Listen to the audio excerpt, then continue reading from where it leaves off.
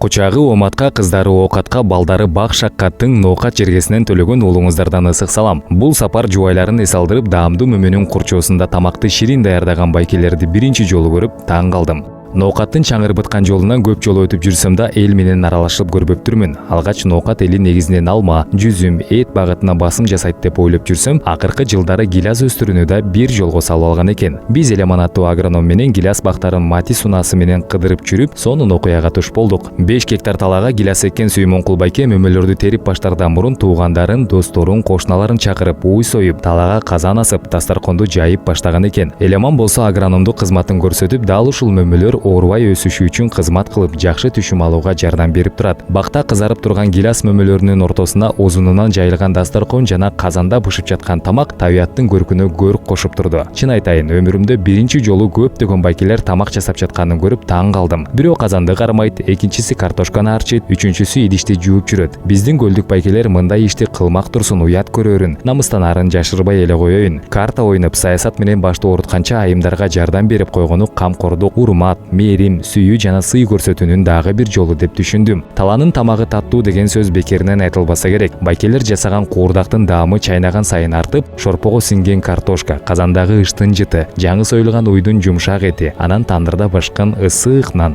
анын артынан кып-кызыл гилазды чайнап чыныгы ырахатка баттык. Балким өз үй бүлөбүздө мырза катары жумасына бир жолу болсо дагы билген тамагыбызды келинчектерибизге жасап берип койсок, үй бүлө ынтымагына дагы бир себеп болот беле деп ойлодум. Негизи улуулардан бата алуу абдан жагат. Кайда барсам бата берсе экен деп жан талашып турам. Айрым жерлерде улуу муундун бата бере албай калганы азыркы күндүн чындыгы. Бата менен эл көгөрөт деген кепти унутуп, аксакалдуу адамдардын саны шаарда эмес, айыл жеринде азайып баратканы өкүнүчтүү. Бирок ноокатта андайды байкаган жокмун. Тескерисинче баарынын сакалы жайкалып, батада өчү бардай 15-20 мүнөт тынбай алакан жайып, бири токтосо экинчиси улап, айтылган сөздү кайталабай сөздөрдү уйкаштырып, элди жерди кошуп, Кудайдын атын эскерип, ыйман, ынсап, тарбия, ден соолук, эмгек, күч-кубат, өмүр, илим билим тилеп, колуң талыганча, көңүлүң тойгончо жаттап алгандай шыр бата бергени абдан жакты. Чоң аталар аксакалын жайкалтып, сөзгө чоркок болбой ак батасын тилеп турганда, кичүүлөр алардын жолун улантаарыбызга шек жок. Ошентип Кыргызстандын дагы бир керемет жеринде, сонун адамдардын курчоосунда болгонума кубанып, Бишкегиме кеттим. Каналга катталып, видеону ноокаттык досуңузга жөнөтүп, жакса лайк, комментарий жазсаңыз кубанычта болом.